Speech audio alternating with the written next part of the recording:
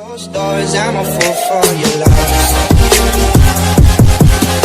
guys, this Amu Shakya YouTube channel, Amu Shakya YouTube.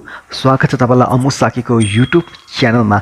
आज म तपाईलाई सिकाउँछु, मैले यसो सिकाइरहेको भिडियो हो यो। एउटा बाल्टिनमा मान्छे नाच्छ र हामी पनि त्योसँग नाच्छौं। बम पोड्के मान्छे, सानो मान्छे कसरी बनाउने, सानो मान्छे कसरी बनाउने र त्यसमा एडिटिङ गर्ने। निकै सिम्पल छ। एक जमानामा एउटा भिडियो हेरेको थिएँ, निकै नै भाइरल थियो टिकटकमा र मैले बनाएको थियो, मेरो पनि भाइरल भएको थियो। त्यतिखेर म आफै भाइरल भएको थिएँ, सो मेरो भाइरल भएको थियो। खास राम्रो चाहिँ भएको थिएन, तर अरूको धेरैजनाको भिडियो चाहिँ भाइरल भएको छ है। अब यसको एक्टिङ कसरी गर्ने त्यो पनि सिकाउँछु र तपाईको एडिटिङ गर्ने त्यो त अफकोर्स सिकाउँछु।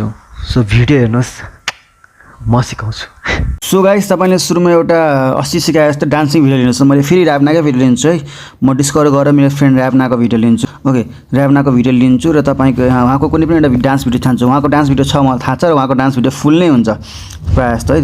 सो कुन चाहिँ फुल छ, फुल डान्स भिडियो जस्तो कि अब कुन छ हेर्दाखेरि एउटा यो भइहाल्यो, जस्तो कि अब खुट्टासम्म आएको भिडियो उहाँको बाहिर आउटडोरमा हेर्नुपर्छ है। सो तपाईँ र्यापनालाई फलो गर्न सक्नुहुन्छ। राम्रोदेखि राम्रो डान्सर र्यापना। यो पनि खुट्टा काटेछ, खुट्टा काटेको कारणले भएन। यो हेरौँ, आई थिङ्क यो हुन्छ होला है। यसलाई फुल भिडियो देखाएको छ र है, म यसलाई डाउनलोड गर्छु, यसलाई डाउनलोड गर्छु है त। ओके, डाउनलोड हुँदैछ है। सो उहाँ मेरो टिकटक फ्रेन्डमा चाहिँ सबभन्दा राम्रो डान्स लाग्ने, मलाई गर्ने त अरूले पनि गर्नुहुन्छ, तर मलाई चाहिँ उहाँको डान्स एकदम राम्रो लाग्छ।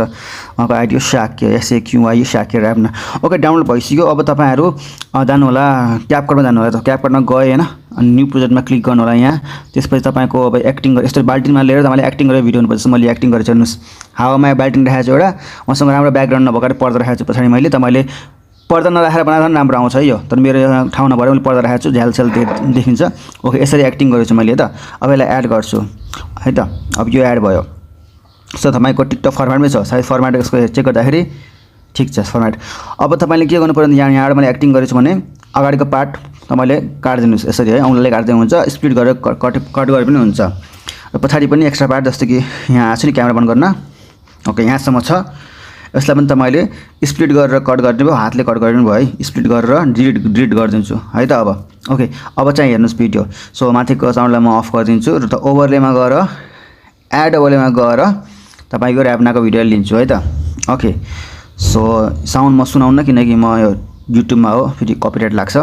सो तपाईँले मेरो भिडियो हेर्दाखेरि मोबाइललाई बङ्गाउनु होला है। तपाईँलाई गाह्रो हुन्छ, कतिले भन्छन् न मोबाइललाई बनाएको भिडियो, सिकाउनलाई बनाएको भिडियो मैले। सो मोबाइललाई दायाँ बायाँ गर्न सक्नुहुन्छ कि है त।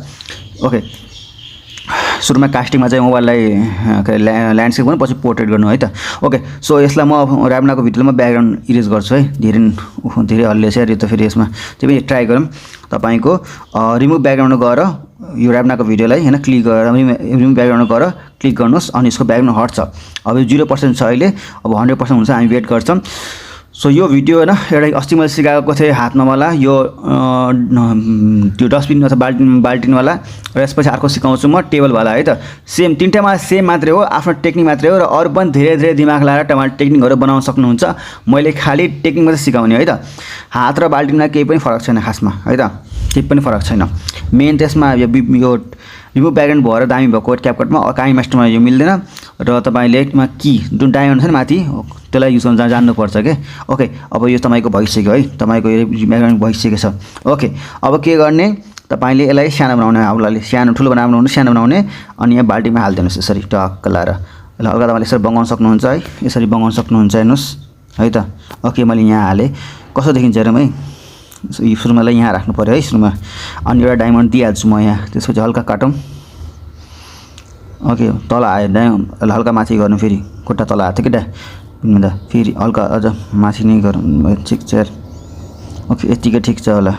सो यत्तिकै तपाईँको ठिकै छ। डायमन्ड दिँदै गर्नुहोस् है तपाईँले, सजिलो हुन्छ। डायमन्ड दिँदै गर्नुहोस् होइन। फेरि यता पछाडि धेरै अगाडि आएछ, यसलाई पछाडि गरिदिन्छु। ओके, अब उता गयो खुट्टा है, तपाईँले यसलाई यसरी गर्नुहोस् है त। ओके, सो यो यसरी आयो। अब यतालाई फेरि यसरी गर्नुहोस् है, मिलाउनुहोस्।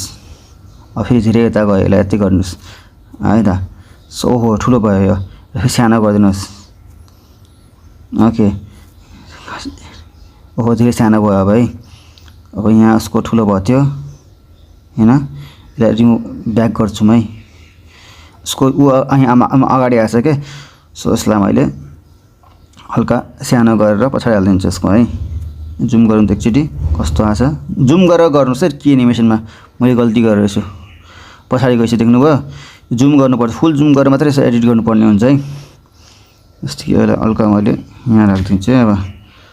सो यसरी ठुलो गरेर ओहो भएन त, यसलाई यसो गर्ने डायमन्ड चाहिँ यहाँ मात्रै फरक रहेछ कि अलिकति, यहाँ र यहाँ पनि ठिकै रहेछ यहाँसम्म, यति मात्रै फरक। कस किन जुम आउट भयो?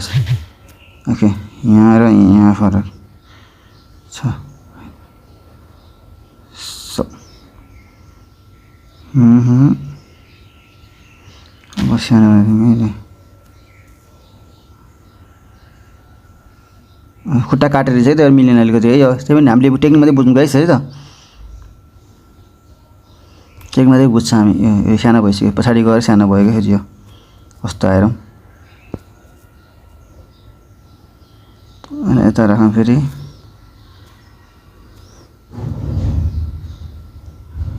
यता राखौँ, प्ले गरेर हेर्छु फेरि। सो गाइस अहिले मैले भिडियोलाई फास्ट गरिदिएको छु। तपाईँले यसरी नै डायमन्ड दिँदै मिलाउँदै गर्नु होला, अनि यो बन्छ। सो मैले तपाईँलाई अहिले यो फास्टमा देखाएको होइन। टेक्निक यही नै गाइस, टेक्निक बुझ्नुहोस्, आफ्नो दिमाग लगाउनुहोस् र नयाँ नयाँ कन्सेप्ट ट्राई गर्नुहोस्। तपाईँलाई राम्रो हुन्छ, भिडियो पनि भाइरल जान सक्छ। So thank you, keep supporting me on YouTube guys, thank you so much, bye by.